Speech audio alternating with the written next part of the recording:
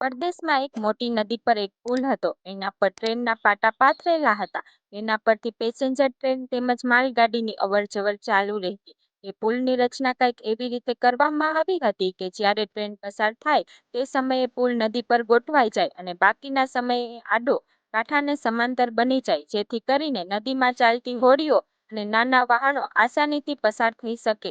આપણે ત્યાં જેમ રેલના પાટાવાળા ભાઈને રાખવામાં આવે છે, તેવી જ રીતે આ પુલની દેખરેખ માટેની વ્યવસ્થા માટે એક સ્વિચમેનની નિમણૂક કરવામાં આવી હતી.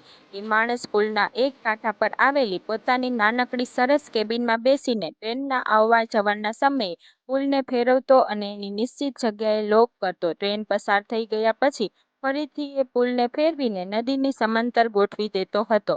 એક સાંજની વાત છે. સ્વિચમેન પોતાની કેબિનમાં બેસી છેલ્લી ટ્રેનના આવવાની રાહ જોતો હતો. એ ટ્રેન પસાર થઈ જાય પછી એના નોકરીનો સમય પૂરો થઈ જતો હતો. દૂરથી ટ્રેનની લાઇટ એને જોઈ બધા મશીનો શરૂ કરી પુલને ફેરવવાની સ્વિચ પર હાથ રાખી એ ઊભો રહ્યો. નિયત અંતરની અંદર ટ્રેન આવે પછી જ પુલને ફેરવવાનો નિયમ હતો, જેથી નદી પર પસાર થતું કોઈ છેલ્લું વાહન પણ પુલ સાથે અથડાઈ ન પડે. નક્કી કરેલા અંતરની અંદર ટ્રેન આવી એટલે એને પુલ ફેરવવાની સ્વિચ પાડી.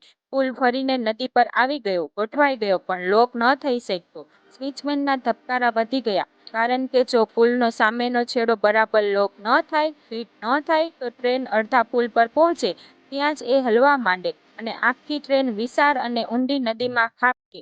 અને આમેય સાંજની આ છેલ્લી ટ્રેન તો 1000 મુસાફરો હોવાની શક્યતા તો હતી, કારણ કે આ છેલ્લી ટ્રેન પેસેન્જર ટ્રેન હતી. આટલા બધા મુસાફરો જો એક સાથે મૃત્યુ પામે તો હાહાકાર મચી જાય. આ વાતની કલ્પના માત્રથી જ એ માણસના રૂંવાટા બેઠા થઈ ગયા. એની ધ્રુજારી છૂટી ગઈ. આવો ભયંકર અકસ્માત અટકાવવા માટે હવે એક જ ઉપાય બાકી રહ્યો હતો. પુલના સામે કાંઠે આ પુલને હાથથી લોક કરી શકાય તેવું એક લીવર મૂકેલું હતું. હાથથી જો એ લીવરને ફેરવીને લોક કરાય તો પુલ ફિટ થઈ જાય એવી વૈકલ્પિક વ્યવસ્થા કરવામાં આવેલી. કેબિનનું બારણું ખુલ્લું મૂકી એ માણસે દોટ મૂકી. પુલના સામા કાંઠે જઈને એને લીવર ફેરવ્યું. પુલ બરાબર લોક થઈ ગયો. એની પરના ટ્રેનના પાટા જમીનના પાટા સાથે બરાબર ભીડાઈ ગયા. હવે જ્યારે ટ્રેન પસાર થઈ રહી હોય ત્યારે એ લીવરને હાથ વડે જોરથી દબાવી રાખવું પડે. જો એવું ન કરવામાં આવે તો ગમે ત્યારે તે છટકી જાય અને ટ્રેન ફેંકાઈ જાય. સ્વિચમેને પોતાના આખા શરીરનું વજન એ લીવરના હાથા પર નાખી દીધું. 1000 માણસની જિંદગી આજે રાત્રે આ એક માણસની તાકાત પર નિર્ભર હતી. ટ્રેન હવે ખૂબ જ નજીક આવી ગઈ હતી એવું એના વજન પરથી લાગી રહ્યું હતું. એ જ વખતે ઠંડી રાત્રિના સન્નાટામાં પુલ પરથી એક નાનકડા બાળકનો અવાજ આવ્યો, "પપ્પા, ઓ પપ્પા, તમે ક્યાં છો? તમે દોડતા દોડતા ક્યાં જતા રહ્યા? મારે તમારી પાસે આવવું છે. મને એકલો મૂકીને તમે ક્યાં ચાલ્યા ગયા? મને ખૂબ બીક લાગે છે." અવાજ સાંભળતા જ એ માણસનું લોહી થીજી ગયું. એનું આખું શરીર જાણે સૂનમૂન થઈ ગયું હતું. એનો 4 વર્ષનો છોકરો, જેને એ માણસ કેબિનમાં બેસાડીને આવ્યો હતો, એ એને શોધતો શોધતો પુલ પર આવી પહોંચ્યો હતો. શનિવારની રાત્રે સ્વિચમેન કાયમ એના આ 4 વર્ષના બાળકને છેલ્લી પસાર થતી ટ્રેન દેખાડવા પોતાની સાથે લાવતો હતો. આજે પણ એને લાવેલો, પણ લોકિંગ મિકેનિઝમ બગડતા એ ઝડપથી ભાગેલો અને કેબિનનું બારણું બહારથી બંધ કરવું ભૂલી ગયેલો. નાનકડો બાળક સ્વાભાવિક રીતે જ પોતાના પિતાને શોધતો શોધતો અડધા પુલ સુધી પહોંચી ગયો હતો.